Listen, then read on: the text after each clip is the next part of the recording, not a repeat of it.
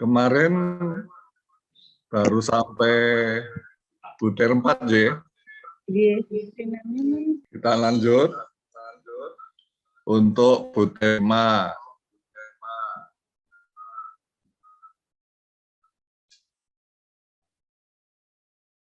Keterampilan berkomunikasi yang efektif secara lisan dalam pembelajaran dan kegiatan ekstrakurikuler.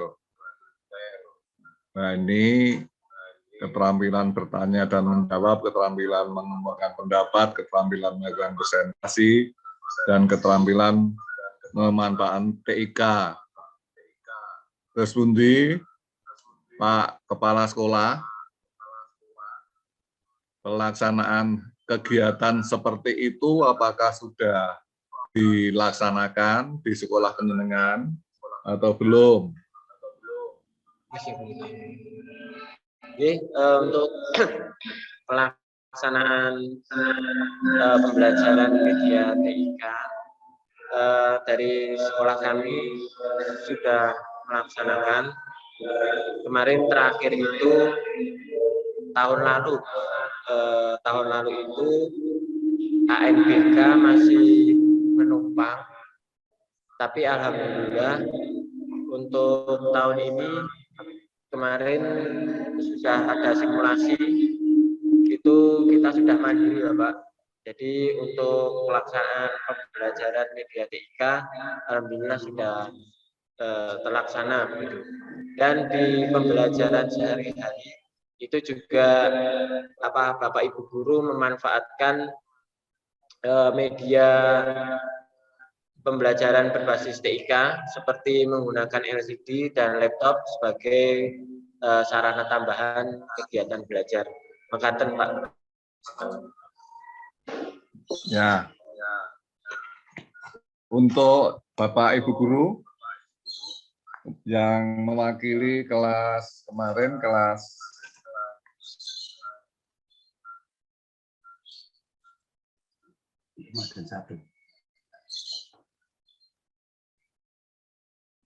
Pak Aji.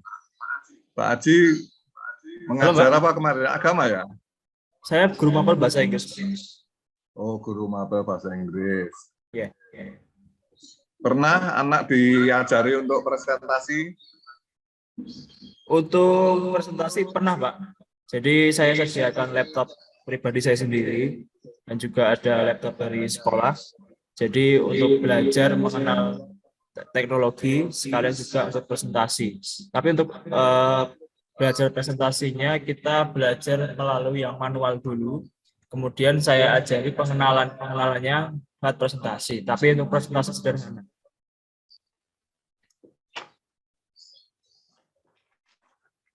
Yang Bu Eskana, ada di situ Bu Eskana?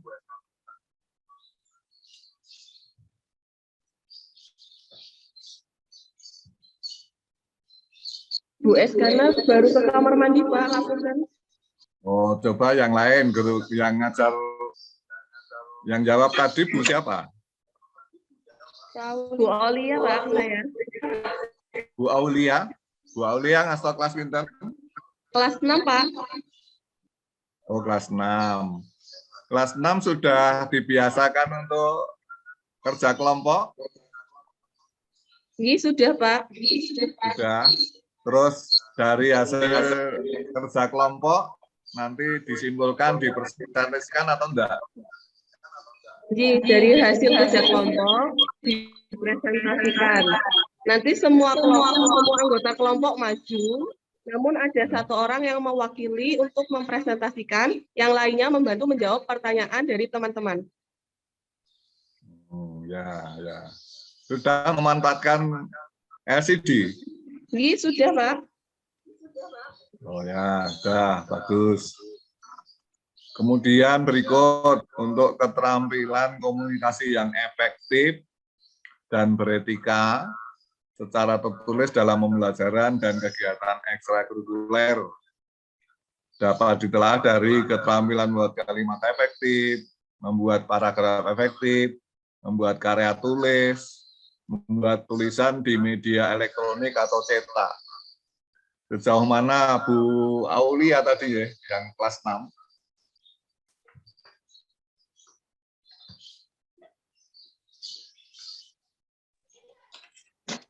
Iya, Pak. Kalau sejauh mana, jadi sudah bisa membuat kalimat efektif, lalu kalimatnya dipresentasikan dan ditunjukkan kepada orang tua serta dipraktekkan. Ada beberapa yang dipajang juga. Berarti hasil karyana yang layak untuk dipajang di majalah dinding. Iya, Atau betul, di Pak. dinding kelas atau dinding umum? Kalau sementara ini di kelas, Pak. Oh, di Dulu kelas. pernah di Di majalah dinding itu, tapi sekarang belum.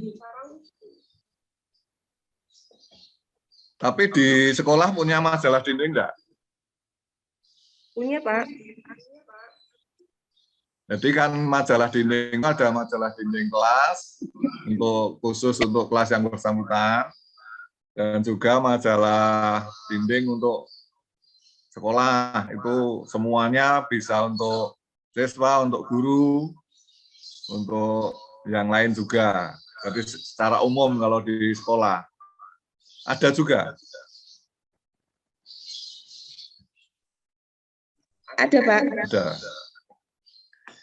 Untuk Pak Kepala Sekolah, apa pembuatan majalah dinding untuk pembuatan itu kreativitas anak di dalam membuat tulisan berupa media cetak itu bagaimana pengelolaannya? Apakah hanya diserahkan satu guru atau bebas untuk semua guru? Oke, kalau untuk madingnya sendiri, memang kemarin itu ada apa namanya, sudah ada mading, cuman madingnya itu dalam bentuk apa itu styrofoam. Itu cuma kendalanya Apa kemarin itu? lemnya itu kurang kuat, Bapak, jadi sering copot. Kalau untuk tugas sendiri sebenarnya karena saya itu juga baru, itu kemarin saya mencanangkan ke Bapak Ibu guru itu yang mengajar di kelas kaitannya dengan ada pembelajaran literasi seperti itu, mungkin bisa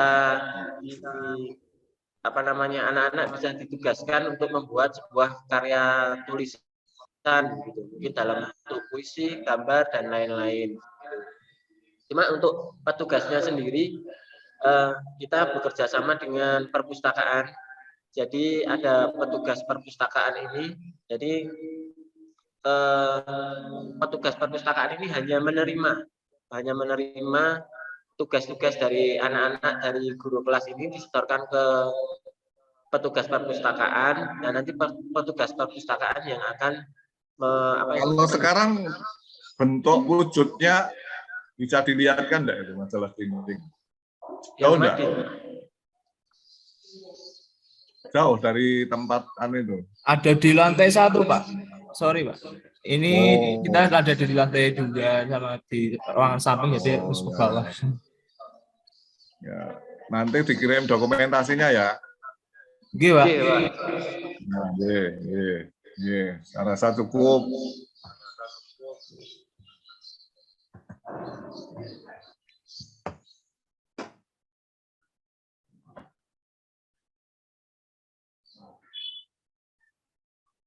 Untuk berikut, butir 6, terkait dengan kegiatan pembelajaran, kerjasama siswa dalam diskusi dan mengerjakan tugas dalam kelompok, dalam presentasi kelompok, juga dalam berbagi sumber daya belajar. Apakah sudah berjalan baik atau belum? Monggo salah satu dari guru yang ada.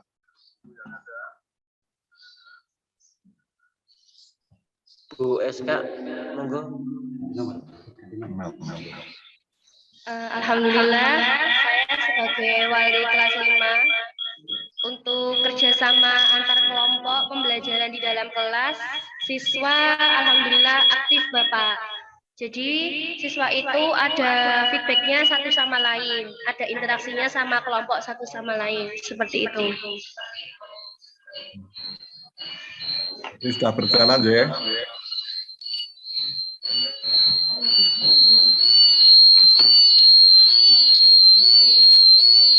Untuk kelas lain? Sudah melaksanakan kerjasama, Pak. Sudah melaksanakan kerjasama, Bapak. Jadi presentasi yang dilaksanakan di depan kelas itu adalah hasil kerja dari diskusi kelompok. Iya, Bapak. Dan hasilnya itu saya bersama anak-anak biasanya ditempelkan di dalam kelas seperti itu. Jadi biar anak-anak itu tahu tugasnya itu, oh ini loh hasilku. Jadi diapresiasikan di dalam kelas seperti itu. Ya, cukup. Kemudian yang berikut untuk kegiatan ekstrakurikuler. Monggo Pak Kepala Sekolah. Sejauh mana pelaksanaannya, jenis kegiatannya. Kemarin di dalam penyiaran ngupload dari dokumen, itu ada jadwal kegiatan ekstra. Apakah itu sudah terlaksana, apakah hanya berupa jadwal saja, namun pelaksanaannya tidak berjalan sesuai dengan jadwal yang ada.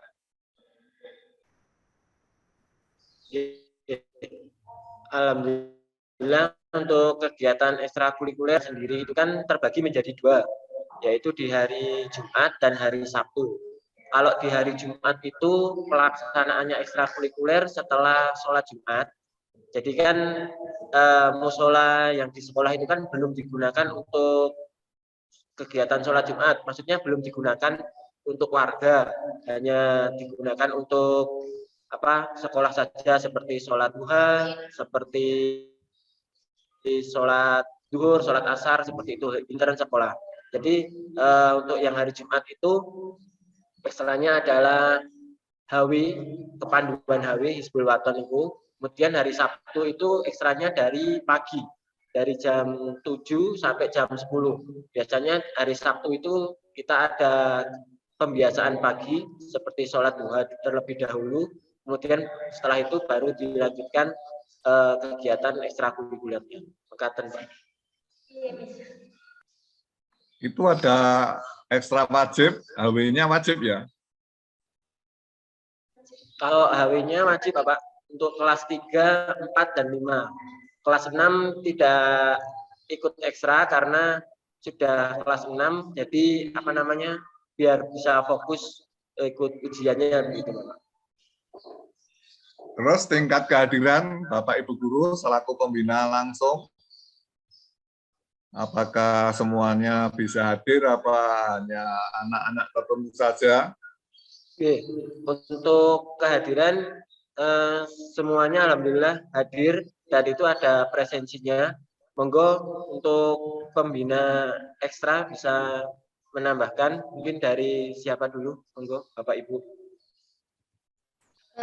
Izin menambahkan sih untuk ekstrakurikuler, jadi benar yang dikatakan oleh Pak Herfian selaku kepala sekolah, itu kita jadwalkan di hari Jumat, itu ekstra wajib yaitu ekstra HW. Kemudian untuk yang hari Sabtu itu kita dimulai dari jam 7 sampai dengan jam 10, dimulai dari opening itu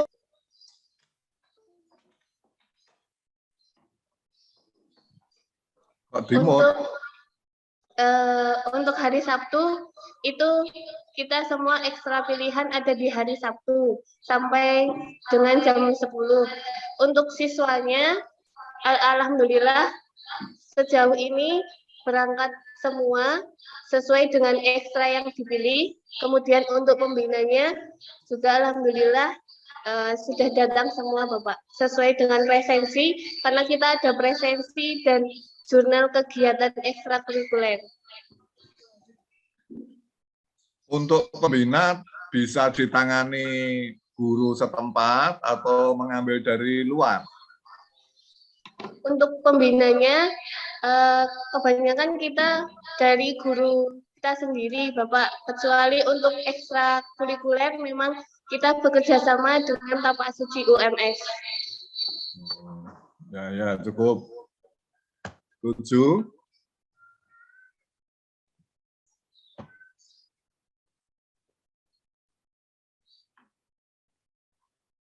Keterampilan berpikir kritis, pemecahan masalah dalam proses pembelajaran. Bagaimana, sejauh mana dengan keterampilan siswa dalam mengidentifikasi masalah, keterampilan siswa dalam menganalisis masalah, dan keterampilan siswa untuk memecahkan masalah secara kreatif. Tadi Bu Aulia.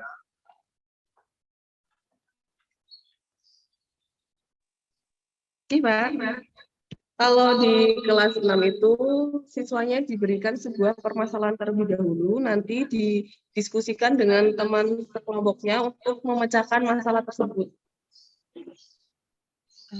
Nanti hasilnya dipresentasikan seperti biasa di depan kelas, nanti kelompok lain memfeedback atau memberikan masukan mengenai permasalahan dan solusi yang sudah dipecahkan oleh kelompok tersebut.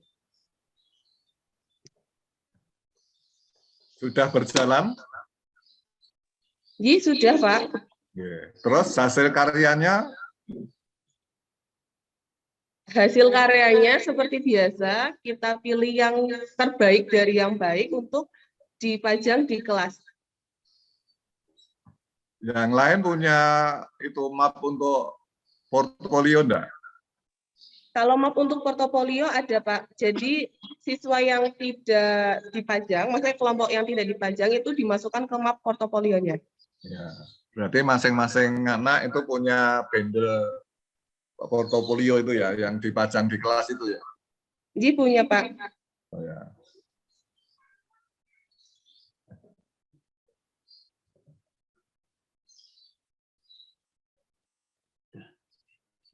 Oke.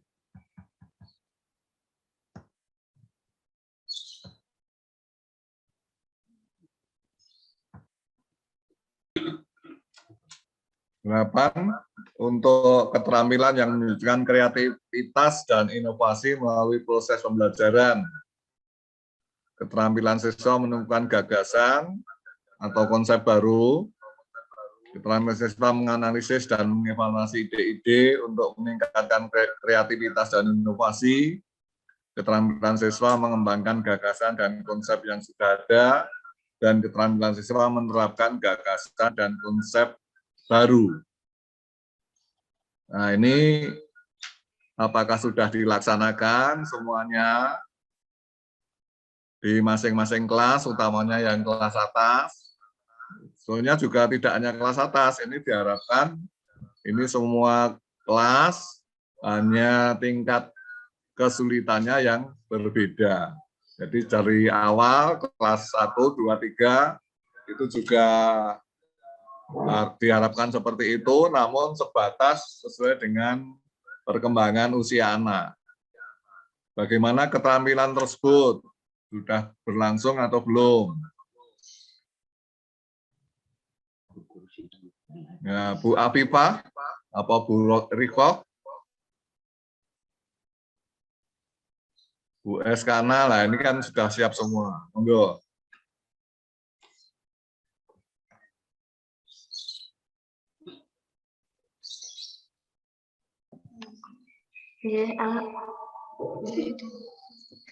Saya dari kelas 3, Bapak.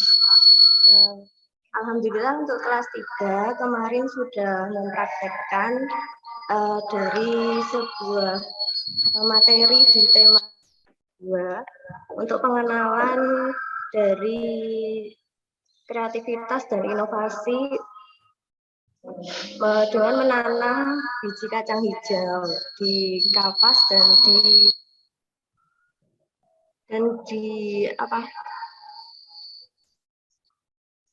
diobservasi selama 1 minggu. Itu membuatnya ada satu anak membuat 2, yang satu ditinggal di sekolah untuk diamati setiap hari, dan satunya dibawa ke rumah untuk diamati. Kemudian dibandingkan, minggu lalu itu dibandingkan perbedaannya, hasilnya bagaimana. Dan anak-anak sangat tertarik, sangat berminat sekali dalam membandingkan hal tersebut, karena sangat terlihat inovasinya dan itu hal yang baru bagi mereka.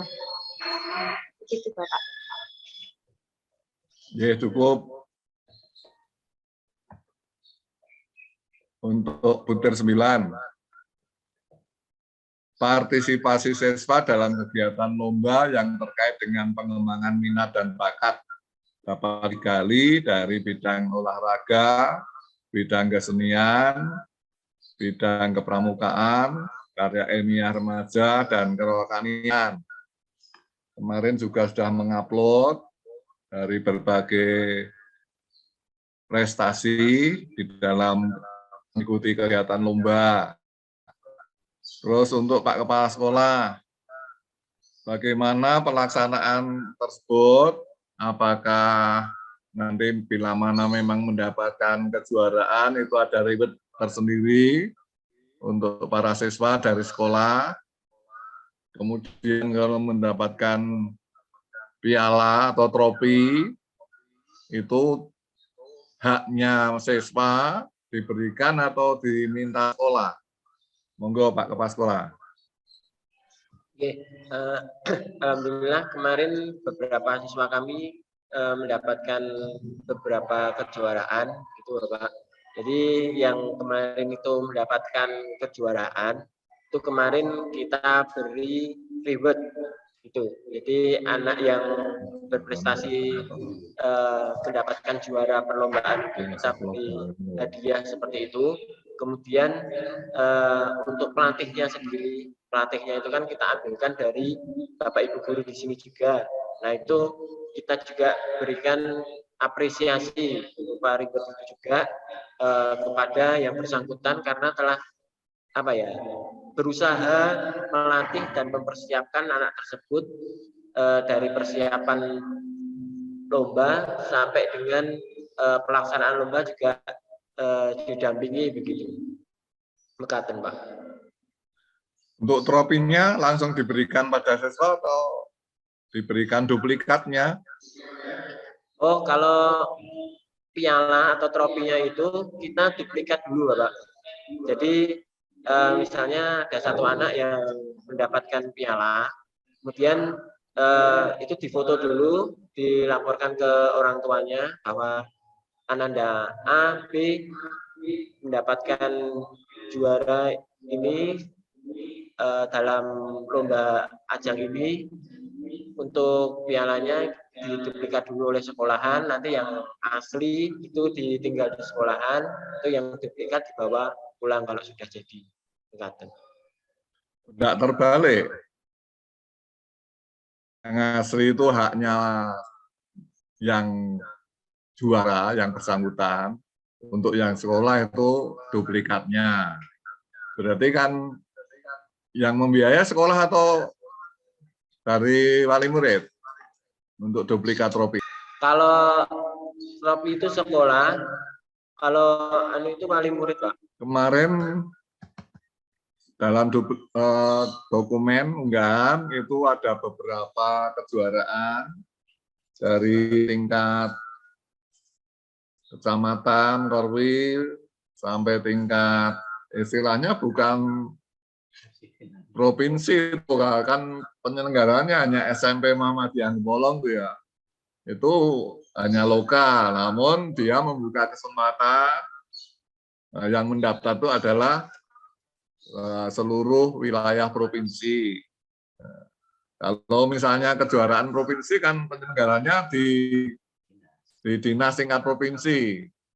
Jadi kalau istilahnya kemarin medali emas Olimpiade itu tingkat SMP Muhammadiyah Gemolong itu ya hanya lokal. Kalau dinilaikan misalnya untuk masuk sekolah yang tingkat lanjut itu ya tidak ada penghargaan nilai.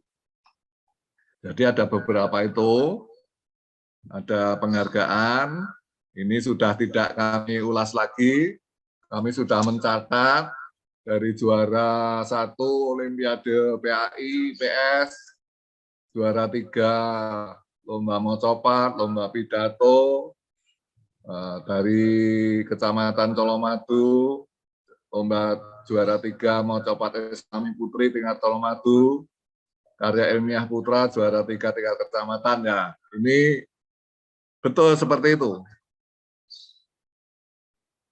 Oke, betul Bapak. Ya, tadi tidak perlu kami tanyakan lagi, nah, biar untuk menyingkat waktu. Ini hanya untuk melihat kebenarannya saja, apa yang sudah diupload, ini sudah benar atau belum. Tapi saya yakin kalau ini sudah dilampirkan piagam, berarti itu memang nyata. Lanjut, nilai ujian sekolah dalam 3 tahun terakhir. Guru kelas 6 ini. Bu Aulia tadi ya, guru kelas 6. Iya. Gimana hasilnya nilai ujian untuk 3 tahun terakhir? Kalau nilai ujian untuk 3 tahun terakhir itu mengalami peningkatan, Pak. Dari Itu tahun 2019. Wali kelasnya Bu Aulia terus atau gimana? Ini wali kelasnya saya 2 tahun terakhir ini, namun 2 tahun tahun terakhir. sebelumnya itu berbeda, Pak. Oh gitu. Terus kiatnya penjenengan bisa menaikkan prestasi siswa seperti apa? Biar nanti teman-teman yang lain itu juga bisa meniru jejak penjenengan. Kalau saya, siswa masuk jam 7, tetapi khusus kelas 6 itu masuknya lebih awal, maksimal 6.45, 15 menit sebelum murojaah dan sholat duha, saya gunakan untuk mereview materi atau membahas 1-2 soal saja, agar siswa terbiasa untuk mengerjakan soal. Selain itu, ketika saya memberikan sebuah tugas, saya meminta anak-anak itu untuk memberikan sebuah cara. Bukan memberatkan, namun untuk membiasakan anak-anak mengingat, oh kalau soal seperti ini, caranya seperti ini.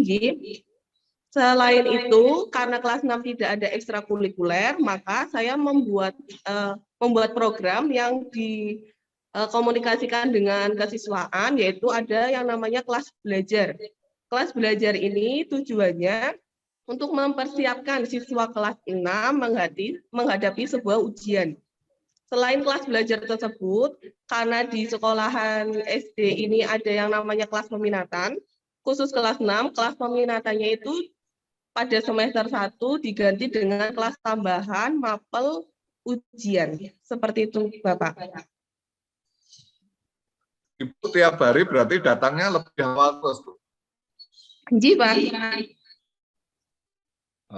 Itu memang karena tugas dengan ikhlas itu bisa terlaksana, Ji, Pak. Namun itu tidak Bu, tidak keluarga penjenengan mungkin kok berangkatnya pagi terus, pulangnya itu tidak ada keluhan dari keluarga. Kebetulan saya ngekos dan saya masih sendiri, Pak. Jadi oh gitu, aman. Ya. Berarti tidak ada komplainan gitu. Apa yang guru kelas 6 tuh sendiri, tidak ada guru pendamping? Kalau kelas 6 saya sendiri, namun Bapak Ibu guru membantu saya dalam proses pembelajaran serta dalam pemberkasannya, Pak. Ya. Terus modelnya SD Muhammadiyah Baturan tersebut di situ memang guru kelas sendiri atau ada guru pendamping? Ada guru pendamping untuk kelas 1 dan kelas 2. Oh, yang kelas bawah. Nggih. Oh ya betul. Makanya kemarin dalam video pembelajaran, nah itu kok gurunya satu ada yang mengajar, yang satu ada yang membantu, itu berarti modelnya ada guru pendamping. Hanya untuk kelas bawah. Kalau yang di SD Aisyah Gemolong itu setiap kelas lo gurunya 2 itu. Nah, itu bisa berjalan di sana. Setiap pagi 6:30 semua guru harus hadir. Jadi lebih awal dari siswanya. Sudah berjalan itu juga full day di sana. Kemarin saya juga berkunjung ke sana 3 tahun yang lalu. Juga acara visitasi. Kemudian untuk nilai rapot selama 3 tahun terakhir, salah satu guru kelas 5 ke bawah, monggo. Rata-rata nilai rapot. Oh, ini kelas akhir juga kok, tidak kelas bawah ya. Masih Bu Aulia tadi nggih. Nilai rapotnya seperti apa, Bu? Apa ya, ada perkembangan naik atau biasa? Kalau nilai rapotnya ada yang perkembangan naik dan ada juga yang turun, Pak. Jadi fluktuatif ya. Nggih. Terus kepada Pak Kepala Sekolah, untuk yang guru kelas 6, ada kebijakan sendiri di dalam, mohon maaf ini, dalam gajian, apakah ya sama dengan yang lain?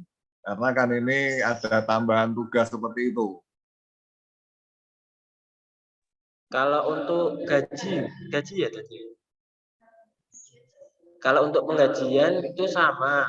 Sama. Tapi kalau untuk ada tambahan jam itu kita ada sendiri, Pak. Jadi untuk penggajian itu ada namanya GP, gaji pokok, mungkin ada tunjangan dan lain-lain. Nah, ibaratnya bisa dikatakan tambahan insentif gitu ya. G, bisa dikatakan demikian. Yang kelas 6 juga termasuk?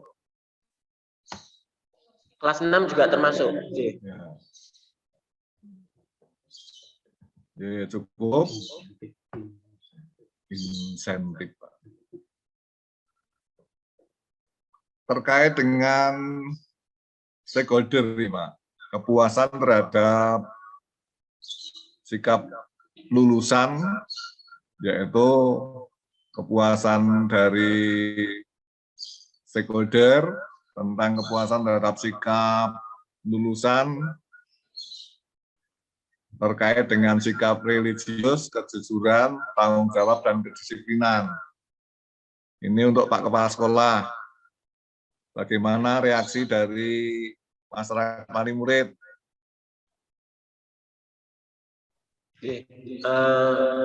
Untuk lulusan itu kemarin waktu akhir usaha kelas 6 itu saya kan di sini dari tahun 2017 itu ketika kegiatan akhir usaha atau pelepasan kelas 6 itu selalu ada sambutan atau pesan-pesan dari wali murid gitu, dan itu rata-rata disampaikan bahwa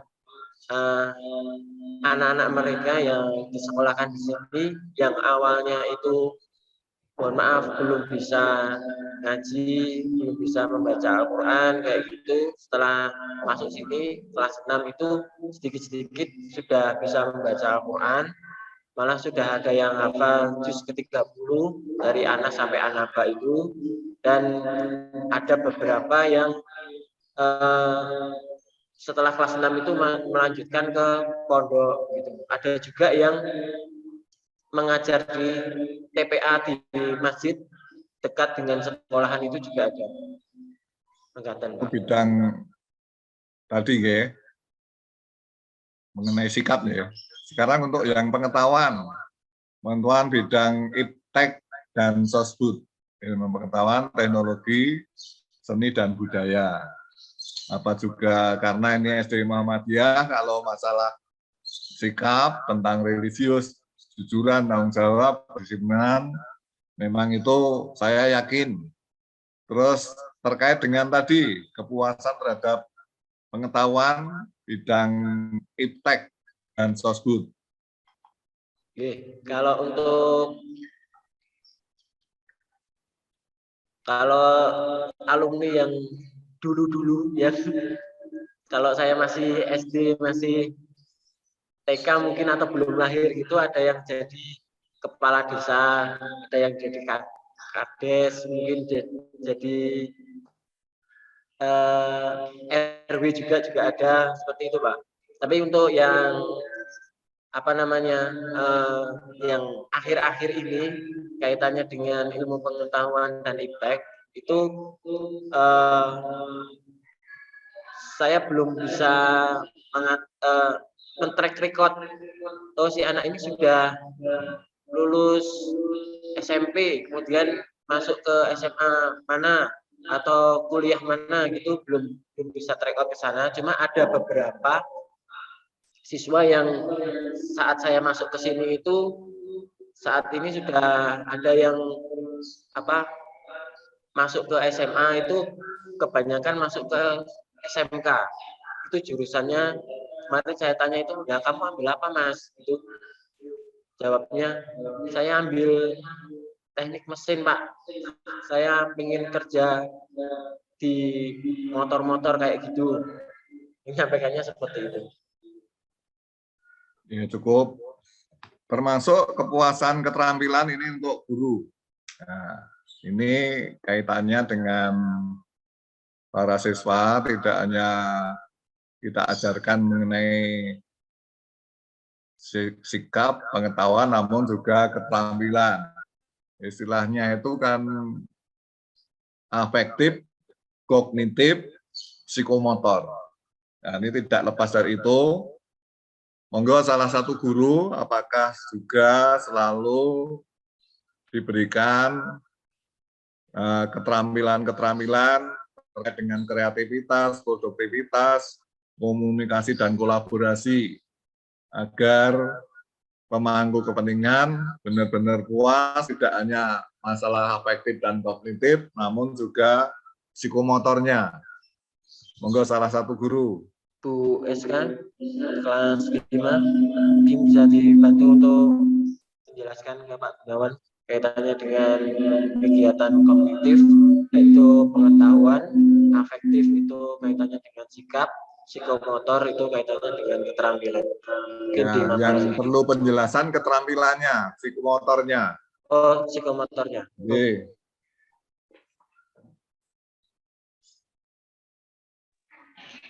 Alhamdulillah Bapak, kemarin kelas 5 pernah membuat keterampilan menganyam dan membuat pot itu dihias semacam gambar batik seperti itu. Jadi bisa melatih motorik dari si anak tersebut. Yang lain? Tambahan Pak, kemarin juga untuk kelas atas 456 itu membuat keterampilan membuat kreasi permen, jadi hadiah untuk orang tua seperti itu. Jadi permen yang satuan itu ditempel, dibentuk seperti gambar love atau gambar lampion, nanti diberikan kepada orang tua seperti itu. Terima kasih. Ini untuk yang butir 11. Ada tambahan lagi Pak dari kelas 1. Dari kelas 1. Ya. Kelas 1 itu ada kegiatan untuk melatih kreativitas anak-anak dengan cara kita membuat kreasi pohon dari batang pohon dengan kapas untuk daunnya.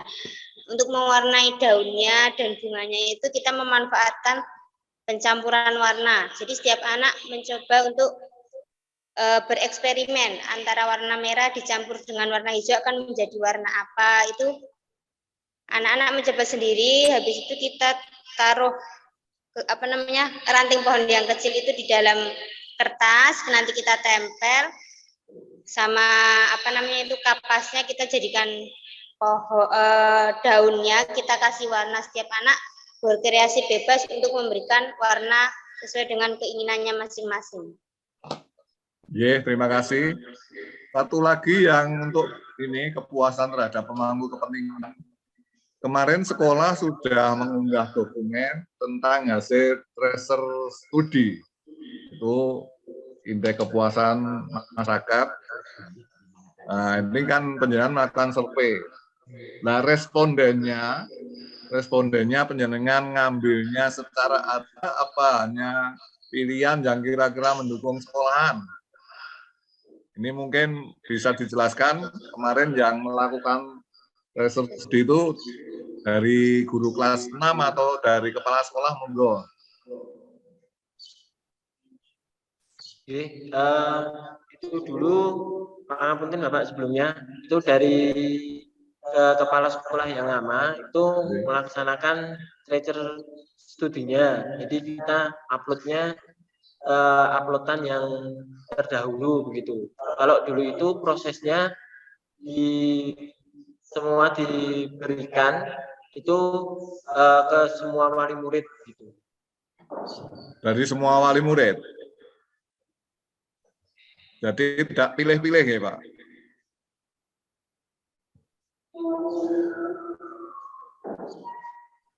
Halo. Iya, Pak. Iya. Ya, cukup. Lanjut yang butir 12 terkait proses pembelajaran secara aktif melibatkan seluruh siswa mengembangkan keterampilan berpikir tingkat tinggi sehingga terjadi proses pembelajaran yang efektif sesuai dengan tujuan pembelajaran pada satuan pendidikan. Nah, ini khususnya untuk guru kelas atas, monggo diperhatikan ini pelibatan siswa secara aktif dalam pembelajaran. Dilihat dari pemberian kesempatan pada siswa untuk bertanya, kesempatan pada siswa untuk menjawab, kesempatan siswa mengerjakan tugas, diskusi, untuk mengomunikasikan hasil atau gagasan. Sejauh mana pelaksanaan ini jadi tidak hanya monoton. Kemarin contohnya di dalam video pembelajaran itu masih banyak searahnya daripada tinggal baliknya. Monggo yang kelas atas dulu. Ya, saya izin jawab. Ini saya dari guru agamanya. Jadi dalam pembelajaran itu kita pertama mengajak anak untuk berdoa dulu pastinya dan membaca Al-Quran walaupun hanya 1 surat atau 2 surat. Selanjutnya kita melihat kelasnya apakah sudah bersih atau belum, atau ada yang belum rapi, kita kondisikan dulu muridnya. Setelah itu kita baru mulai pembelajaran, kita observasi dulu anaknya tentang pelajaran yang kemarin, apakah sudah paham betul apa belum, atau mungkin ada pertanyaan-pertanyaan yang kemarin masih ingin disampaikan. Setelah itu baru kita menyampaikan pelajaran hari ini itu kita akan melakukan apa, kemudian kita beri petunjuk-petunjuk tentang kita akan belajar tentang misalnya tentang bertamu dan menerima tamu.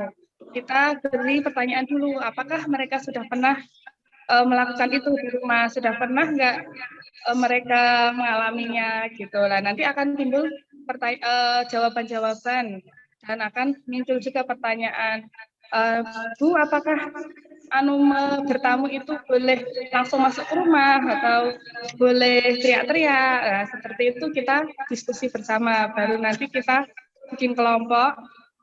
Di situ kita nanti bermain peran. Jadi ada kelompok yang bagaimana ada bertamu yang benar dan satu kelompok ada tamu yang kurang bisa ditiru misalnya. Nah, nanti kita diskusi bareng. Setelah itu kita bermain peran di depan teman-teman. Setelah selesai kita diskusikan apa saja hal-hal bertamu yang benar dan apa yang tidak boleh dilakukan ketika bertamu. Begitu. Terus setelah komunikasikan semuanya, kita tutup dengan sedikit evaluasi pertanyaan apakah semuanya memahami ataukah belum.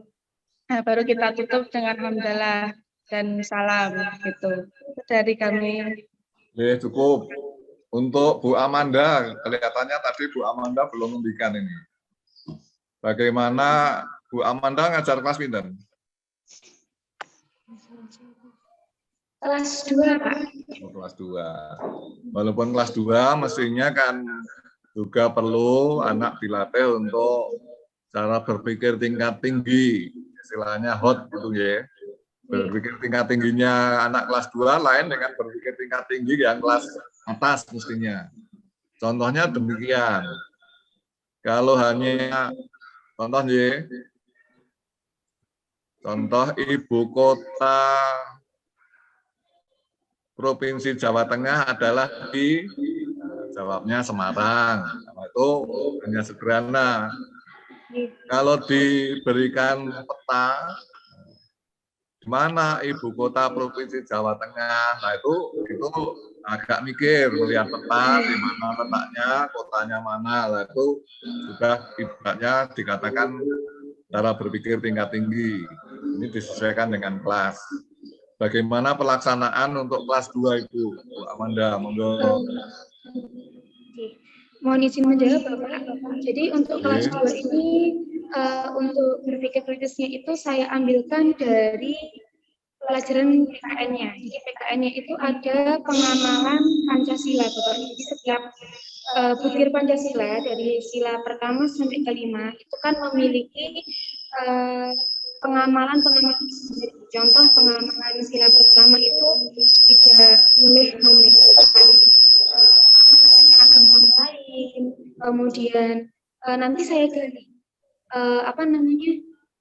kalau kira-kira selain contoh yang ada di buku kalian itu apa sih yang sesuai dengan pengamalan sila pertama? Kemudian nanti saya kaitkan di kehidupan sehari-harinya. Misalkan masuk ke sila kedua. Sila kedua itu kan saling membantu, saling membantu temannya yang sedang kesusahan. Nah, selain itu apalagi? Nah, seperti itu. Kemudian kemarin saya sempat Bapak membuat video.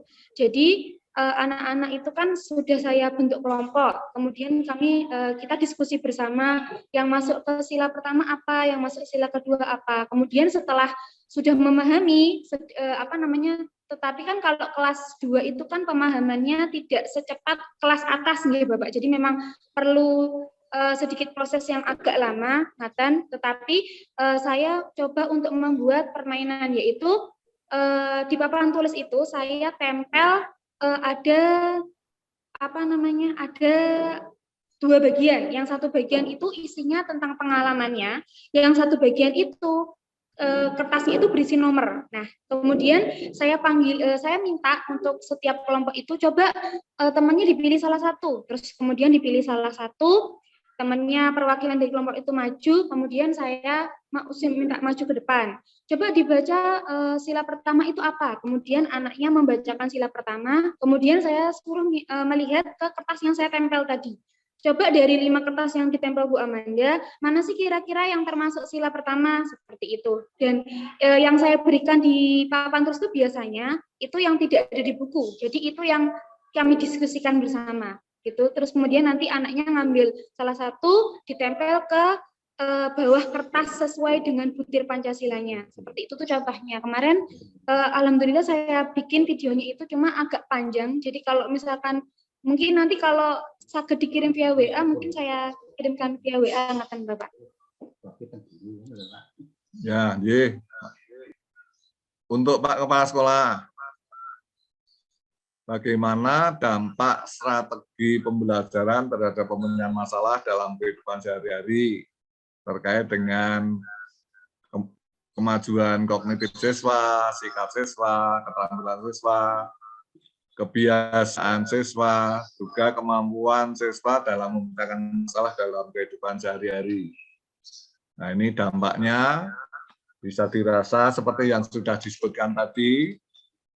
Nah, dampak dari tadi pelaksanaan pembelajaran yang berpikir tingkat tinggi, pengalaman konkret, penyajian materi yang bermakna. Dampaknya seperti apa, Pak? Untuk Pak Kepala Sekolah, monggo. Untuk dampaknya anak-anak itu sudah langsung paham, oh seperti ini salah, oh saya itu melakukan kesalahan, oh jadi cara mengatasinya masalah dengan cara seperti ini begitu Pak. Terkait dengan penilaian proses dan hasil belajar digunakan sebagai dasar untuk perbaikan dan dilaksanakan secara sistematis. Ini penggunaan berbagai teknik metode penilaian. Ini coba, utamanya tadi diulangi lagi dari Bu Afifah. Ngajar kelas pinten Bu Afifah? Jadi Pak, untuk penilaian saya mengajar kelas 4, Bapak. Kelas 4. Coba bagaimana penggunaan berbagai teknik atau metode penilaian. Panjenengan kalau mengadakan teknik penilaian, nah itu apakah menurut kesukaan panjenengan piyambak atau disesuaikan dengan materi yang ada, apakah terus selalu ada tes tertulis, tes lesan, uji kinerja atau portofolio. Nah, pilihan seperti itu seperti apa? Untuk penilaian di kelas 4 itu kami sesuaikan dengan kemampuan anak-anak. Jadi setiap ada materi, biasanya setelah itu saya berikan tugas untuk soal-soal latihan. Kemudian dari situ saya bisa mengukur, oh hari ini materi ini anak-anak ternyata sudah bisa atau belum. Kalau misalkan belum banyak yang belum tuntas di materi itu, berarti selanjutnya saya akan mengulang materi tersebut. Kemudian selain dari latihan-latihan soal, kita ada ulangan harian. Biasanya setelah akhir bab, kita akan mengadakan UH, kemudian di 3 bulan itu ada penilaian tengah semester, dan 3 bulan setelahnya kita adakan PAS akhir semester. Terus penilaian tengah semester dan penilaian akhir semester ini bagiannya Pak Kepala Sekolah. Pembuatan naskah soalnya dari guru setempat atau dari Korwil secara bersama-sama? Kalau untuk penilaian tengah semester, kemarin kita membuat sendiri ya Pak.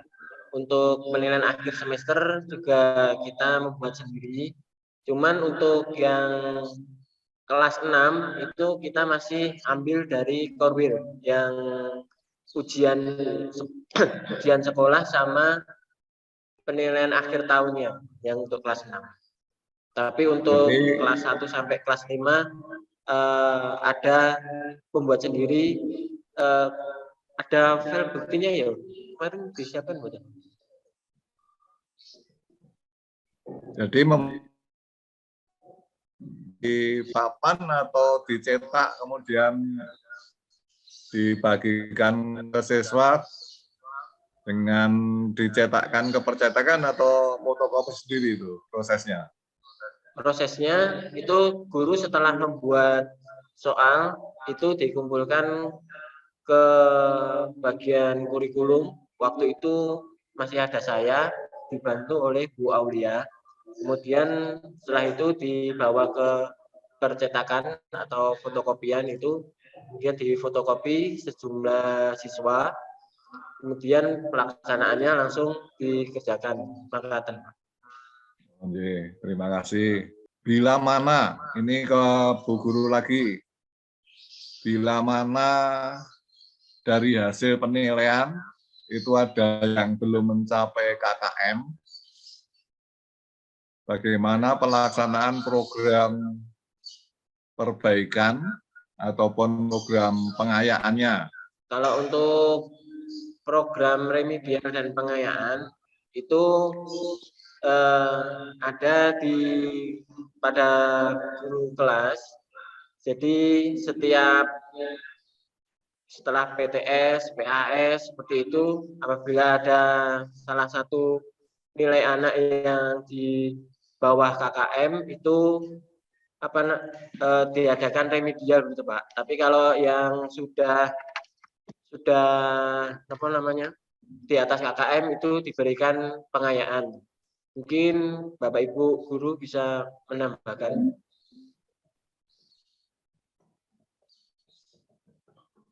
Bu Anissa belum pernah ngendikan gitu. Monggo Bu Anissa. Nggih, Pak. Ngasto kelas pinten Bu Anissa? Saya mengampu kelas 1. Oh, kelas 1, nggih. Nggih. Monggo.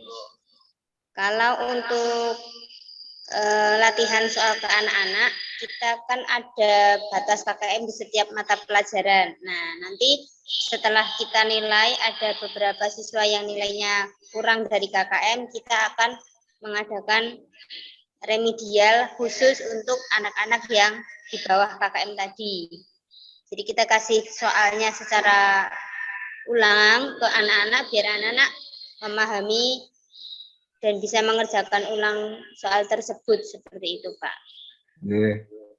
Apa sekali remedi semuanya bisa tuntas atau ada beberapa remedi ada yang belum tuntas?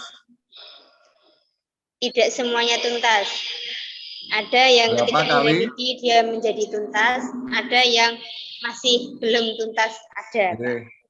Kesempatan remedi berapa kali, Bu? Saya remedi 2 kali, tetapi bentuknya tidak tertulis semuanya. Jadi untuk remedi pertama nanti berbentuk tertulis, itu nanti untuk mengetahui siapakah anak yang sudah lolos dari remedi pertama dan yang belum. Nanti yang belum itu nanti saya review ulang materi dengan cara kita ngobrol tanya jawab, habis itu pertanyaannya juga secara lisan. Jadi sehingga untuk mengetahui anak paham belum ketika di materinya kita jelaskan lagi, kita kasih pertanyaan secara lisan, kalau dia bisa menjawab berarti dia sudah lolos dari remedi yang kedua seperti itu, Pak. Nggih, matur nuwun. Nggih. Ini untuk Bapak Ibu guru pagi. Memang ini adalah dari butir proses pembelajaran, ya. Ini utamanya kepada Bapak Ibu guru ini. Proses pembentukan kelompok, apakah kelompoknya itu putra sendiri atau putri sendiri, apakah monoton, kelompoknya permanen. Monggo untuk bisa dijelaskan dari salah satu guru. Izin menjawab, Pak. Okay. Kalau untuk kelompoknya sendiri itu kita campur antara laki-laki dengan perempuan, tetapi kelompoknya tidak permanen. Jadi kelompoknya selalu berganti, ya? Berganti karena kalau permanen takutnya ide-idenya hanya berpacu pada orang-orang itu saja, jadi tidak berkembang seperti itu, Pak. Yeah. Bisa berjalan, Bu, diskusinya? Diskusinya alhamdulillah bisa berjalan, Pak. Diskusi antar siswa, juga diskusi antar siswa dan guru, bisa nyambung, ya? Yeah. Oh, tadi penjelasan ngaso kelas pinten, ya? Kelas 6, Pak. Oh, kelas 6, ya. Ini harus sudah bisa ini. Ya. Ada juga diskusi antara siswa dengan orang tua, Pak. Okay.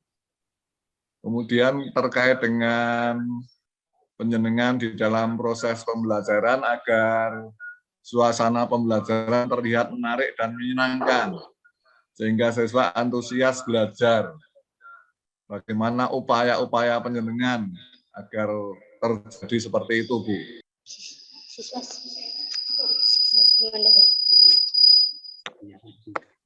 Salah satu, monggo. Mohon izin menjawab, Bapak. Ya, Bu. Kalau saya untuk menarik Bu Amanda, ya. menarik siswa itu kelihatan. Jadi saya itu setiap 1 bulan sekali itu tempat duduk itu saya acak. Nah, saya acak itu nanti saya terkadang ayo kita mengerjakan PKN atau bahasa Indonesia atau matematika. Nah, nanti yang nilainya bagus, nanti saya panggili sesuai dengan nilai-nilainya tersebut. Nanti otomatis dia duduknya di belakang. Akan tetapi setiap hari nanti sebenarnya anak-anak ini akan rolling. Jadi nggak di depan terus. Jadi setiap hari ke belakang terus seperti itu. Tetapi untuk menentukan urutannya itu saya gunakan nilai tersebut. Nah, dampaknya kepada anak-anak itu jadi di rumah itu mereka orang tuanya itu WA saya ngaten. Alhamdulillah anak-anak di rumah itu belajarnya semangat. Salah satunya karena itu tadi, Ma aku mau belajar, aku takut nanti dudukku di belakang sendiri kalau nilaiku kalah sama temanku yang lain seperti itu. Akhirnya itu memacu belajar anak-anak di rumah dan ketika di sekolah itu semangat. Ya, cukup Bu, ya cukup. Ini berarti terkait dengan penggunaan strategi pendidikan dan model pembelajarannya. Tidak lepas tentunya di samping itu juga bagus, namun tidak lepas dari penggunaan media dan sumber belajar ya. Nah, kalau mengajar tanpa media itu kurang menarik kelihatannya. Gimana? Terkait dengan guru melakukan pembiasaan literasi membaca dan menulis. Bagaimana pembiasaan membaca menulis di setiap kelas? Dilihat dari pemberian kesempatan pada siswa untuk aktif membaca, kesempatan siswa untuk aktif membaca dan menulis pada proses pembelajaran, membaca menulis di luar kelas dan di rumah,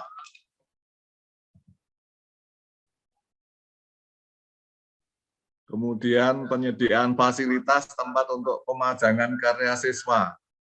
Monggo Pak Kepala Sekolah dulu, sejauh mana pelaksanaannya di SD Muhammadiyah Baturan. Menulis termasuk penyediaan fasilitas tempat pemajangan karya tulis siswa. Dari hobi membaca, menulis, kemudian hasil karyanya kan kemudian perlu tempat pemajangan agar lebih menggiatkan siswa untuk melakukan kegiatan tersebut. Bagaimana realisasinya di sekolah panjenengan? Nggih, kebetulan saya selaku petugas perpus nggih Pak nggih. Di sini di perpus itu sistemnya bergiliran Pak. Jadi hari Senin, hari Selasa itu kelas 1, 2, 3 berkunjung ke perpus. Terus hari Rabu dan Kamis itu kelas 4, 5, dan 6. Dan nanti kelas 1, 2, 3 itu di perpus membaca dulu buku cerita yang anak-anak pilih untuk dibaca. Terus nanti untuk kelas 1, 2, dan 3 itu menulis judul cerita dan tokoh yang ada di cerita tersebut. Nah, yang kelas 4, 5, 6, nanti anak-anak itu membaca dan membuat resuman dari cerita yang mereka baca, Pak. Buku cerita yang mereka baca, seperti itu. Dan nanti hasilnya dari hasil resuman itu, nanti bisa dibuatkan khusus seperti pajangan literasi, nanti ditempelkan di majalah dinding sekolah. Seperti itu, Bapak. Oke, jadi yang nyensir untuk dari hasil tulisan siswa itu dari guru perpus atau dari guru kelas? Oke, nanti bisa bekerja sama dengan wali kelasnya juga, Bapak. Jadi nanti guru perpus dan wali kelasnya juga yang menghandle bersama-sama, seperti itu. Oke. Lanjut, guru menciptakan suasana belajar yang memperhatikan keamanan, kenyamanan, kebersihan, dan memudahkan siswa untuk belajar. Terkait dengan pengelolaan kelas, bagaimana tentang pengaturan tempat duduk, penggunaan metode, pengaturan fasilitas belajar di dalam kelas untuk masing-masing kelas, monggo untuk bisa memaparkan di sini. Ini saya dari guru PAI bantu menjawab, karena saya selalu masuk di kelas 1 sampai kelas 6, saya tahu bahwa saya tempat duduk anak itu selalu berubah. Jadi 1 minggu sekali guru merubah tempat duduk anak-anak. Kadang ada anak yang berada di depan, kemudian anak yang di depan tadi pindah ke tengah, kemudian nanti akan ada gilirannya di belakang, gitu Pak. Kemarin ada cerita dari komite bahwa di SD Muhammadiyah Baturan ada satu anak yang berkebutuhan khusus. Terus apakah tempat duduknya juga ikut di rolling seperti temannya atau hanya diletakkan di depan atau seperti apa? Kebetulan anak yang berkebutuhan khusus itu berada di kelas 6, Pak. Jadi duduknya juga ikut di rolling, Pak. Oh, di rolling. Anaknya itu dibantu oleh teman-teman untuk berpindah, seperti itu, Pak. Namun kalau IQ-nya kan bisa mengikuti pelajaran juga, ya? Kalau IQ-nya bisa mengikuti pelajaran, kebetulan anaknya selalu mendapat peringkat 1 dan bahkan pernah mengikuti lomba serta juara, Pak. Berarti hanya masalah fisik ya, Bung ya.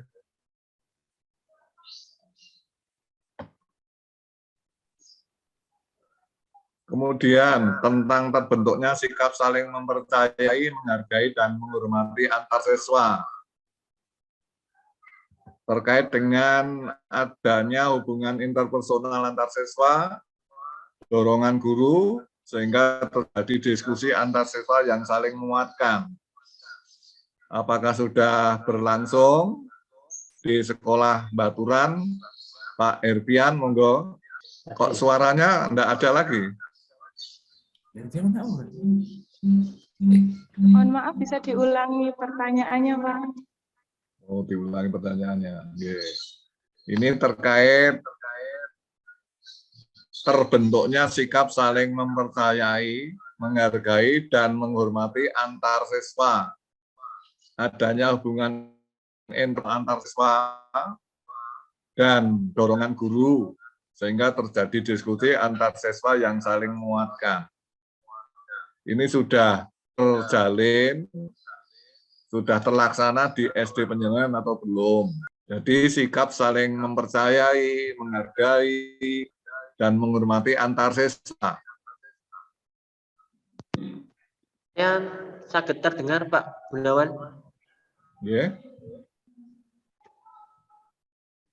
Sudah. Oke.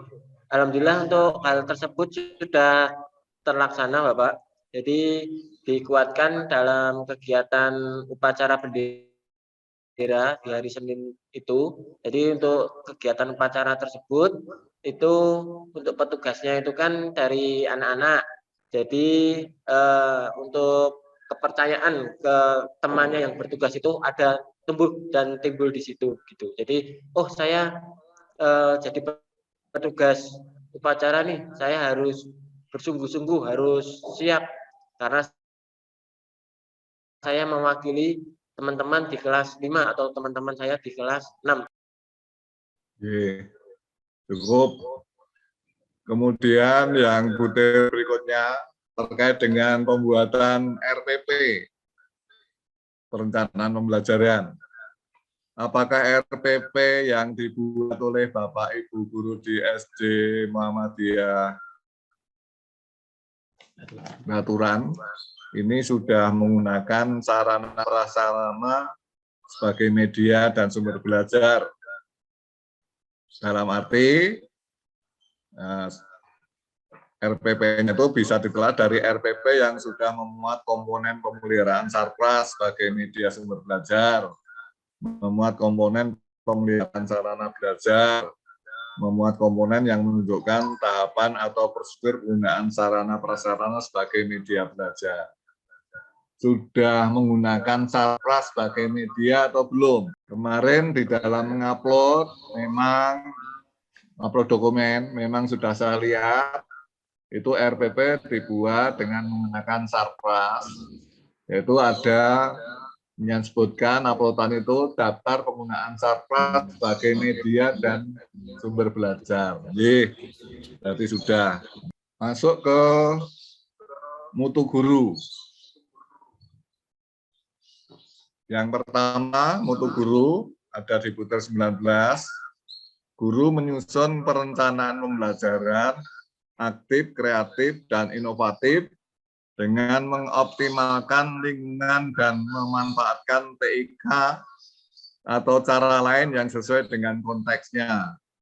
Ini untuk pertanyaannya kepada guru ini. Tahapan dan prosedur penyusunan RPP. Bagaimana tahapannya menyusun RPP, kemudian komponen atau aspek yang harus ada dalam RPP itu apa saja. Jadi prosedur tahapannya, kemudian komponen yang harus ada. Salah satu bisa Bu Anissa, Bu Afifah.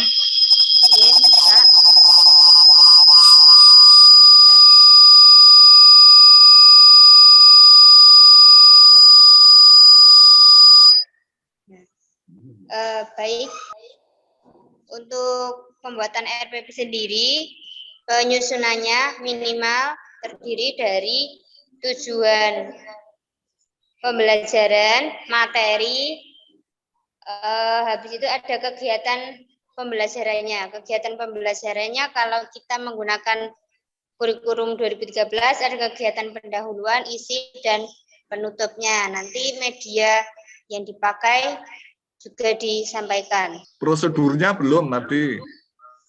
Prosedurnya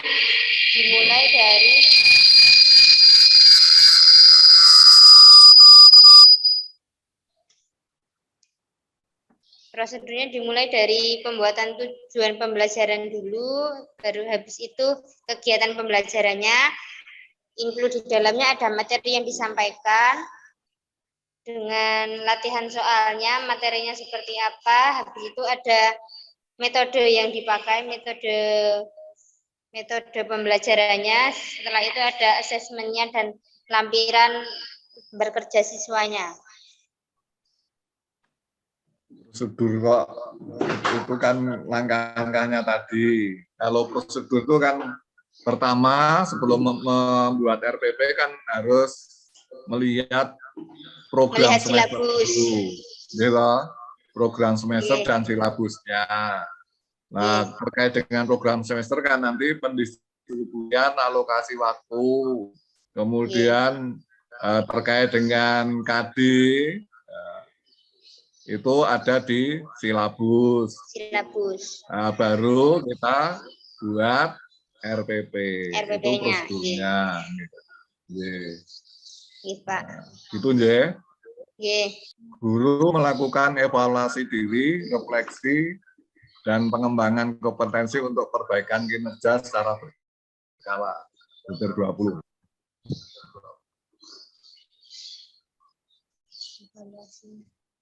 Bagaimana Pak Kepala Sekolah?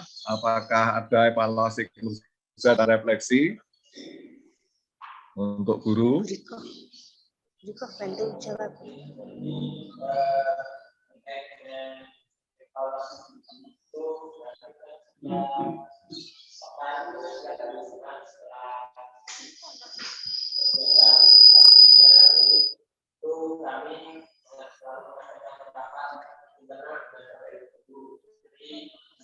Volumenya kurang keras ya. Ngapunten Pak Herdian. Tidak masuk. Suaranya kurang keras nih. Jadi untuk evaluasi diri tadi yang disampaikan Pak Gunawan itu sudah kami laksanakan terkait dengan setiap pekannya, setiap hari Jumat itu kami ada rapat intern dengan Bapak Ibu guru. Nah, di situ selain membahas tentang kegiatan yang akan kita lakukan pagi, begitu kita juga ada evaluasi apa kendala apa yang dihadapi oleh Bapak Ibu guru kaitannya dengan mengajar atau mungkin ada permasalahan apa di kelasnya, mungkin ada sharing-sharing jadi setiap pekannya, setiap hari Jumat itu setelah reguler dilakukan hal tersebut Pak. Maaf Pak Kepala Sekolah, ini saya teringat dengan kemarin penggalian data lewat angket tentang perundungan tuh ya. Ini saya lihat kok masih kosong, belum ada responden yang mengisi Pak. Oke, kemarin apa namanya sudah saya tulis ulang itu kemarin. Oh ya sudah, maaf. Ini saya klik ada 51, oke.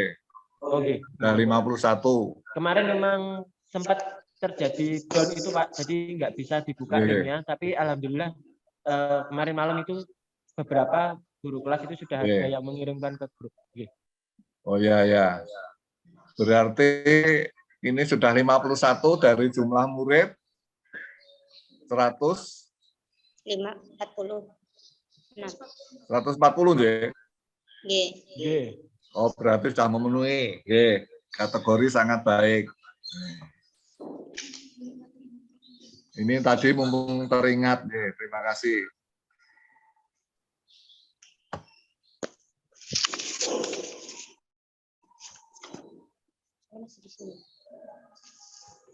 Kembali ke refleksi tadi, untuk Bapak Ibu Guru, untuk refleksi, apakah kok refleksi? Evaluasi kinerja tadi ya. Apakah masing-masing sudah pernah melaksanakan dan hasilnya bisa untuk dimanfaatkan. Monggo, seperti apa yang sudah dilaksanakan? Izin menjawab Pak, kalau untuk melakukan evaluasi diri untuk pengembangan perbaikan kinerja secara melalui angket belum terlaksana.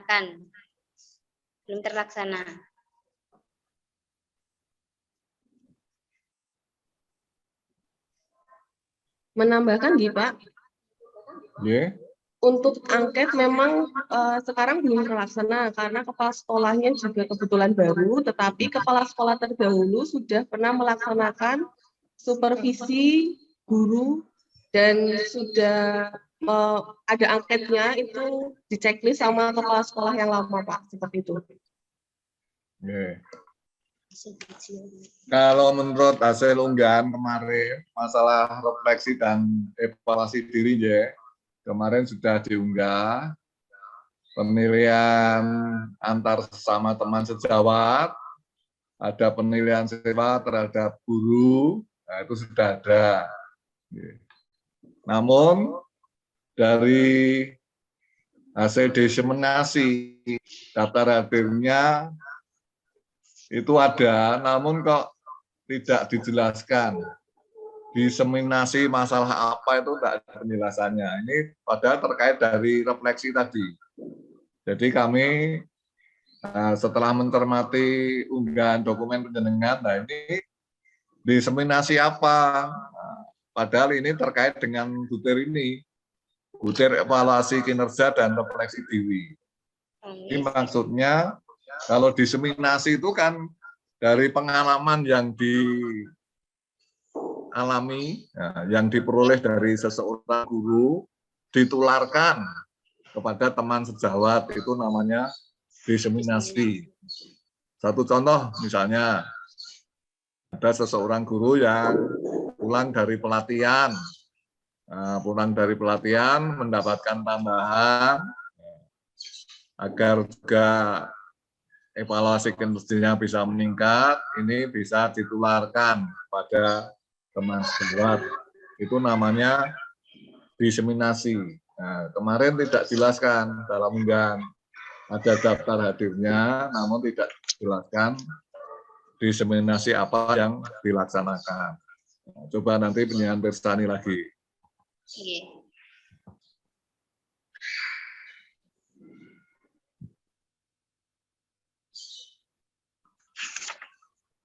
Bagaimana dengan hasil evaluasi dan refleksi diri? Apakah bisa untuk perbaikan kinerja dan mutu pembelajaran?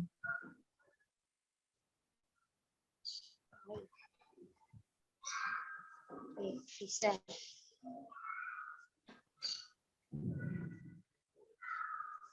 Salah satu? Enggak, Bu Aul. Oke.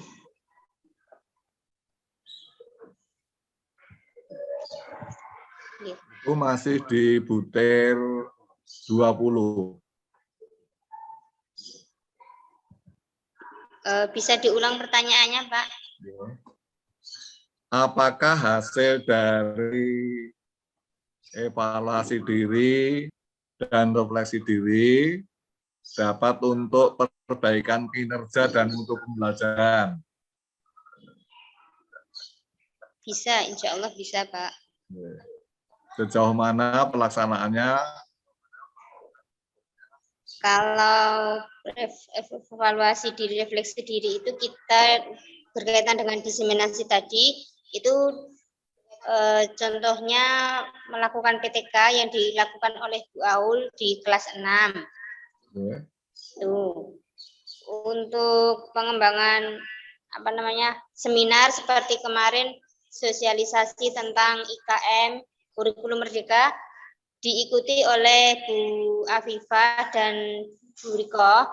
Setelah itu ketika sudah selesai seminar selama 3 hari itu dijelaskan kepada Bapak Ibu guru yang lain seperti itu, Pak. Berarti ada pelaksanaan diseminasi, hanya kemarin daftar hadirnya ada, pelaksanaan aja, namun temanya, topiknya diseminasi apa yang belum disebutkan begitu ya. Iya, Pak. Terkait dengan pengembangan profesi, Pak Kepala Sekolah dulu, keikutsertaan dalam kegiatan pengembangan profesi berkelanjutan dari guru maupun kepala sekolah, ini apa dilaksanakan kalau hanya ada undangan atau memang punya masing-masing Bapak Ibu guru dan kepala sekolah punya inisiatif sendiri? Kalau untuk pengembangan profesi berkelanjutan itu di SD kami itu belum ada yang dapat undangan kaitannya dengan PPG ya Pak, yang pendidikan profesi guru yang sudah masuk dapodik nih. Cuman kemarin itu ada juga beberapa Bapak Ibu guru itu yang ingin mengikuti PPG Prajab, tapi terkendala karena sudah masuk dapodik itu jadi tidak bisa mendaftar. Kaitannya dengan program PPG ada 2 tersebut yang dapat saya sampaikan. Tapi kalau untuk kuliah lagi kaitannya dengan melanjutkan pendidikan itu dari sekolah, kan kebetulan saya juga sedang menempuh pendidikan S2. Nah itu kalau dari kepala sekolah yang dulu itu sebenarnya tidak ada anjuran Pak monggo lanjut begitu, tapi hanya sekedar himbauan saja, Bapak Ibu apabila ada yang ingin melanjutkan S2 monggo saya persilahkan, saya berikan izin, cuma ya harus bisa membagi waktu antara kuliahnya dan pekerjaannya di sekolah. Kebetulan di SD sini yang sedang menempuh pendidikan S2 itu ada saya dan ada Pak Wahyu Haji yang saat ini mengajar bahasa Inggris begitu, Pak. Tapi alhamdulillah sudah mau selesai untuk S2-nya. Jadi pengembangan profesi keprofesian berkelanjutan tidak saja PPG maupun menempuh pendidikan lebih lanjut, namun juga ada beberapa yang lain. Kalau Bu Afifah, menambahkan ya Pak. Jadi pernah sekolah itu kami mengadakan pelatihan guru dan workshop MPP Pak di bulan Desember yang lalu. Ya itu berarti bisa lewat KKG ya, kelompok kerja guru. Oke. Nah, ini yang paling bisa kita realisir, kita laksanakan, itu dengan melalui KKG itu juga termasuk pengembangan profesi. Tidak hanya itu, mungkin pembuatan karya ilmiah yang nanti kita kirimkan ke jurnal ilmiah. Nah, kemudian kalau dimuat, di samping itu nanti mendapatkan penghargaan honor, juga nanti itu dapat dinaikkan bila mana kita akan naik tingkat kalau PNS itu, tapi kalau pendidikan ya itu mungkin ada nilai tersendiri. Karya ilmiahnya bisa dimuat di jurnal ilmiah itu luar biasa. Nah, jadi pengembangan profesi itu berbagai macam cara. Kemudian dampak pengembangan profesi. Dampaknya seperti apa terkait dengan manfaat pengembangan profesi bagi guru untuk peningkatan pembelajaran dan peningkatan prestasi siswa. Berdampak atau tidak kira-kira?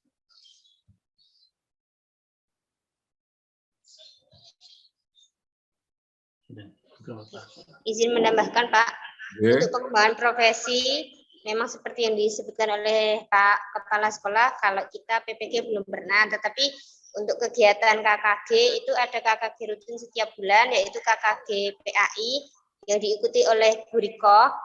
Ilmunya bisa ditularkan kepada anak-anak dan berdampak ketika adanya lomba, banyak siswa yang mengikuti lomba dan menjadi juara. Seperti itu, Pak. Berarti berdampak positif ya. Nah, terima kasih. Jadi termasuk peningkatan prestasi siswa juga meningkat ya. Alhamdulillah meningkat. Nah, ini berikutnya itu pengembangan profesi melalui beragam bentuk kegiatan. Dapat digali dari kegiatan KKG untuk yang SD ini, MGMP itu untuk yang SMP, SMA, SMK. Bisa melalui kegiatan diskusi, seminar, diklat, kegiatan publikasi karya ilmiah, yang kami contohkan tadi, penjenengan membuat karya ilmiah, kemudian dikirim ke jurnal ilmiah yang ada, itu nanti mendapatkan nilai tambah, baik honor maupun ada nilai bila mana akan mengajukan kenaikan pangkat dengan angka kredit. Ini bagi ASN, termasuk pembuatan karya inovasi. Ini semua sudah pernah dilaksanakan Bapak Ibu Guru atau belum? Pak Kepala Sekolah? Seminar pernah? Seminar pernah, Pak. Diklat? Diklat pernah. KKG sering. KKG publikasi karya ilmiah pernah ada yang nyoba? Kalau publikasi karya ilmiah belum. Pembuatan karya inovasi, penemuan-penemuan misalnya tidak menemukan yang tinggi-tinggi ya, yang alat teknologi sederhana itu bisa. Itu belum.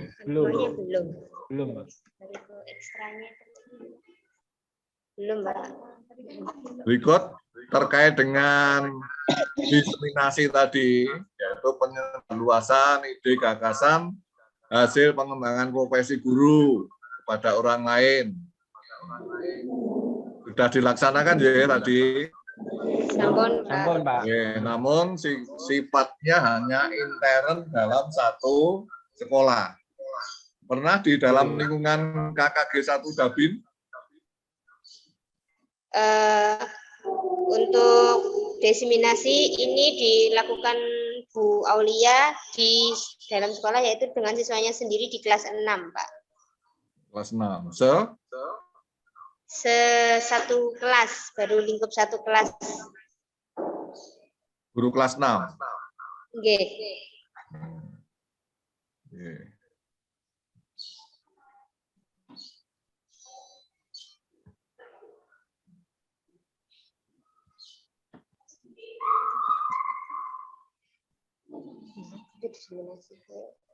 Untuk mutu guru tinggal 1, nomor butir 22.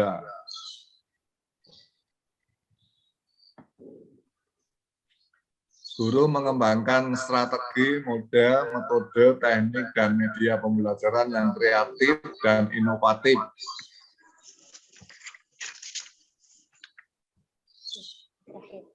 Pernahkah Bapak Ibu guru mengembangkan atau memodifikasi baik strategi, model, metode, teknik, dan media pembelajaran inovatif dan kreatif? Monggo salah satu. Contohnya pemanfaatkan teknologi informasi dalam melaksanakan pembelajaran, yaitu menggunakan LCD misalnya, kemudian menggunakan media, membuat media sendiri, membuat PowerPoint misalnya. Pernahkah sudah dilakukan ini? Sudah, Pak. Oke. Kelas? Kalau untuk memanfaatkan media, insya Allah di kelas 1, 2, dan 3, sama kelas 5 itu sudah ada LCD yang terpasang di kelas. Sehingga ketika guru mengajar, membutuhkan media, itu kita bisa menampilkan dengan cara menggunakan LCD tersebut. Gitu, Pak. Jadi LCD-nya terpasang di kelas? Iya. LCD-nya terpasang di kelas. Terus ada media berupa CD pembelajaran? Ada CD pembelajaran? CD pembelajarannya belum. Ada, Pak.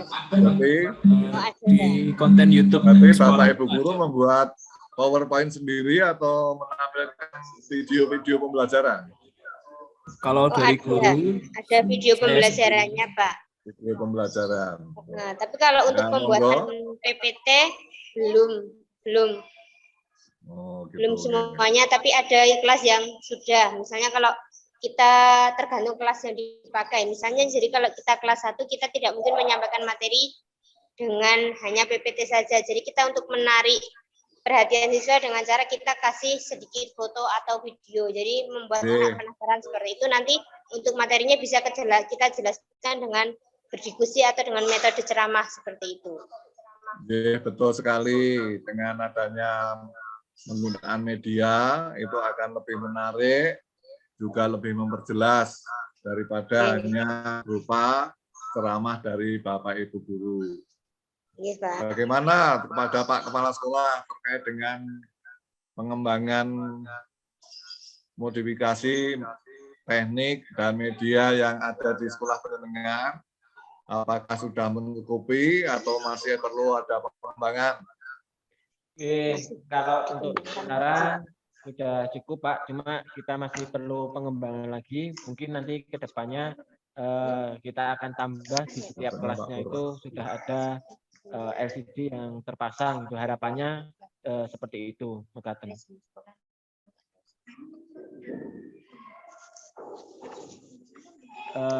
Ngapunten, ilmunya Pak Gunawan masih unmute.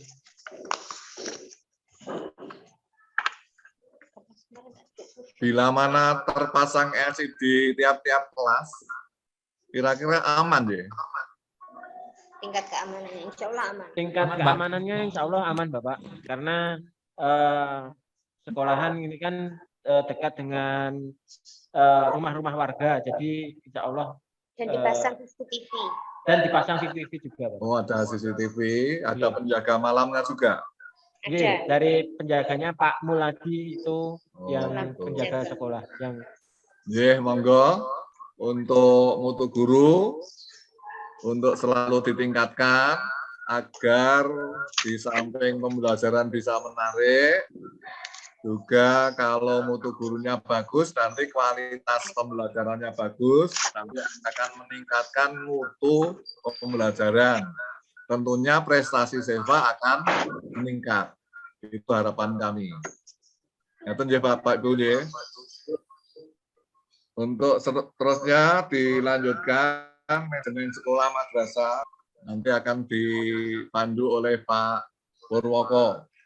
Monggo Pak Purwoko untuk diteruskan mengenai manajemen sekolah madrasah. Terima kasih. Terima kasih Pak. Ini dari laptopnya Pak Purwoko. Dalam mikrofonnya itu ada tanda seru merah. Kendalanya itu berarti memang mikrofonnya tidak bisa untuk menyalurkan dari suara Pak Purwoko. Sehingga ini kembali ke saya untuk bisa diikuti lagi terkait dengan manajemen. Halo? Suaranya putus lagi. Tidak, Pak. Tidak. Oh, kok suara saya kok enggak terdengar di laptop. Ini akan kami teruskan lagi terkait dengan manajemen sekolah.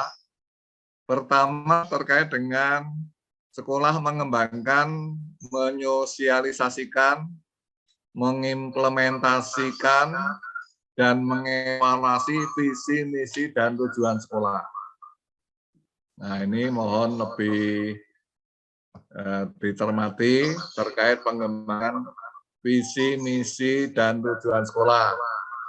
Pak Kepala Sekolah utamanya, apakah pengembangan visi, misi, dan tujuan sekolah melibatkan pemangku kepentingan?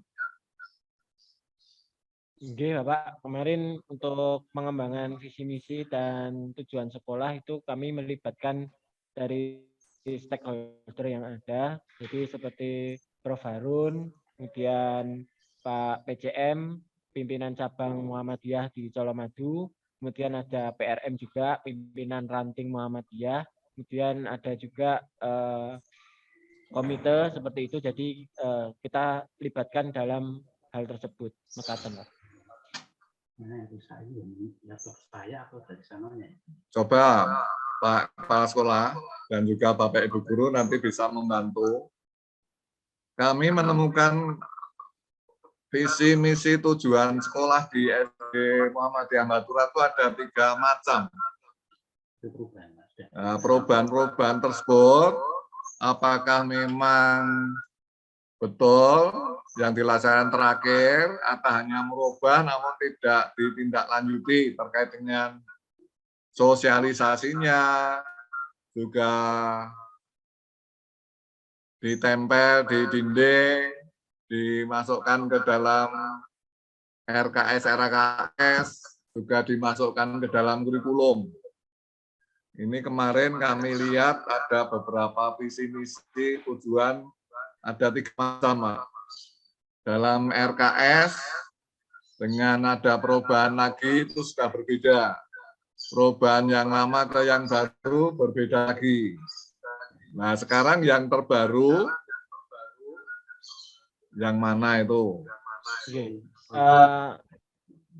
Mohon izin, kaitannya dengan visi misi itu. Jadi sekolah kami itu kan dulunya SD Muhammadiyah Baturan yang sebelum akreditasi tahun 2016 itu ada visi misi tersendiri. Kemudian setelah 2016 itu, ini menurut cerita ya Pak, karena 2016 itu saya belum masuk di sini soalnya. Kemudian di tahun 2016 itu setelah ada akreditasi di tahun 2016 itu, kemudian ada perombakan begitu. Kemudian setelah itu di tahun 2020 itu ada perubahan visi misi, itu visi misinya itu sudah yang terbaru, jadi menjadi sekolah Islami unggul dan berkarakter kuat gitu. Visinya. Oke.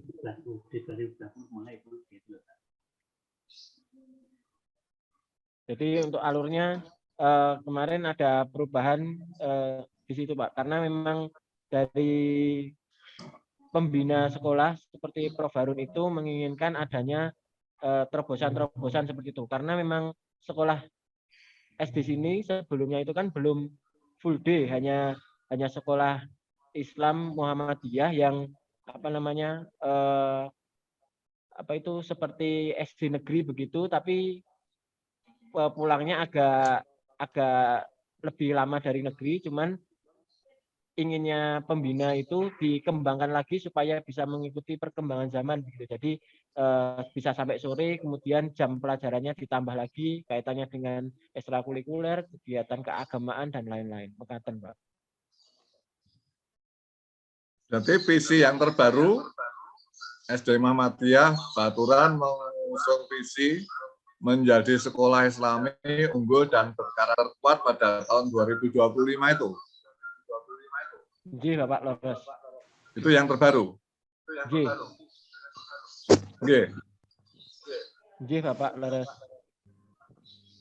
Coba ada yang bawa HP? Yang ini Zoom memakai HP ada nggak? Ada, Bapak. Tolong coba mungkin di kantor guru atau kantor kepala sekolah coba lihat ke visinya ada seperti itu. Oke, coba dilihat ke. Ada guru yang melihatkan kurikulumnya. Nah, buka halaman pada kurikulum.